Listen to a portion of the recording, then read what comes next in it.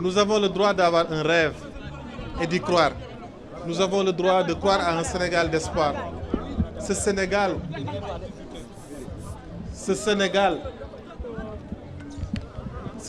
dont les fondements ont été posés par d'illustres hommes comme Cheikh Ahmadou Bamba, comme Cheikh Ibrahim Niass, comme Maodo Malick, comme Seydou Nourou, comme le cardinal, je pense aujourd'hui au cardinal Thiandoum.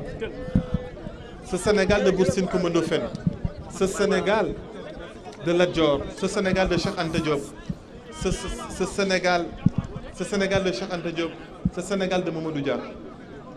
Pour ce Sénégal-là aussi de Mamadou Diop, il est important aujourd'hui de se rappeler de lui. Pour ce Sénégal-là, nous avons le droit et l'obligation d'avoir un rêve et d'y croire, d'avoir un rêve et de se battre pour ce rêve. Parce que si dans ce Sénégal-là, nous constatons qu'un procureur peut se permettre d'interdire aux Sénégalais d'exprimer leur opinion sur la marche de sa justice et pourtant il est payé par l'argent du contribuable sénégalais, il faut alerter. Nous pensons que dans ce Sénégal-là, si nous continuons à voir les jeunes aller mourir en mer ou dans le désert, c'est des gouttes de sang de plus, c'est des gouttes d'espoir de plus, c'est encore de l'énergie pour transformer ce pays de plus, d'où le goût de trop, le Tourou. On a encore le droit d'alerter, de se rassembler pour alerter. Si dans ce Sénégal-là, nous constatons qu'on est en train d'investir des milliards, nous ne sommes pas contre les investissements, encore une fois de plus. S'ils investissent plus de 500 milliards, qui à terme pourra atteindre les 1000 milliards si on calcule les événements à venir. Alors que pendant ce temps, en même temps, la société de raffinage avoue qu'il n'a pas les moyens, de raffiner les quantités de pétrole attendues. On a le droit d'alerter. Parce que nous risquons de finir comme le Nigeria, de produire du pétrole et continuer de payer un carburant très cher. Nous avons le droit d'alerter. Nous avons le droit d'alerter quand aussi les paysans nous appellent de Nganda pour nous dire qu'ils ont des biens, des bons impayés. Nous avons le droit d'alerter. Nous avons le droit d'alerter quand nous constatons les emprisonnements tout azimuts, l'obstacle à des potentiels candidats. Nous avons le droit d'alerter. Nous avons le droit d'alerter pour cette justice sélective.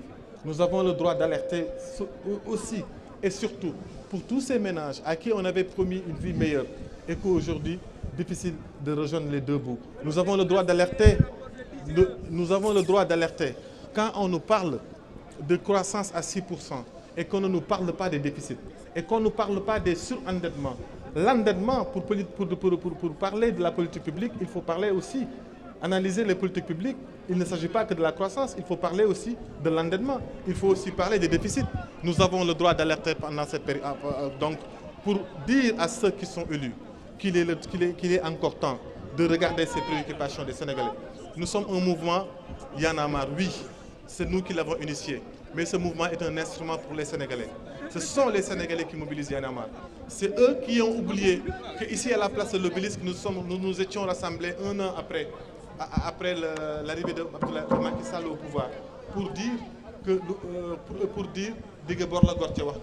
ces Sénégalais qui oublient que c'est Y'en a marre qui a fait le programme Dox ak sa gox, wax ak sa maire, wax ak sa député.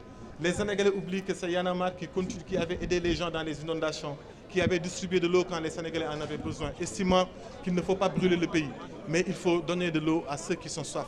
Ces Sénégalais qui oublient que Y'en a marre était là pour dire Nyani Bagna, qu'on ne faut pas voter ce référendum. Ces Sénégalais qui oublient tous ces faits de Y'en a marre, parce qu'ils veulent que Y'en a marre leur offre une tribune.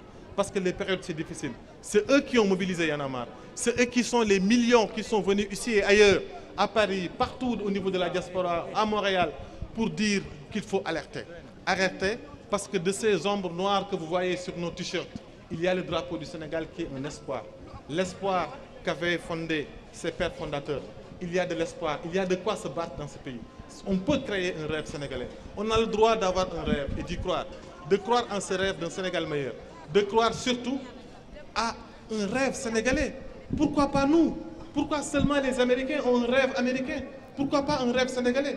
On a le droit de rêver que ce pays, que les gens n'aient plus besoin d'aller à l'étranger, de rester chez eux, de travailler dignement chez eux, mais à condition qu'il y ait de la bonne gouvernance, à condition qu'on arrête la corruption, à condition qu'on arrête ce népotisme que les Sénégalais appellent dynastie Faisal, à condition qu'on arrête ce clientélisme, à condition qu'on associe les Sénégalais, à condition qu'on n'emprisonne pas la parole, qu'on arrête d'interdire les gens de manifester parce que c'est leur droit.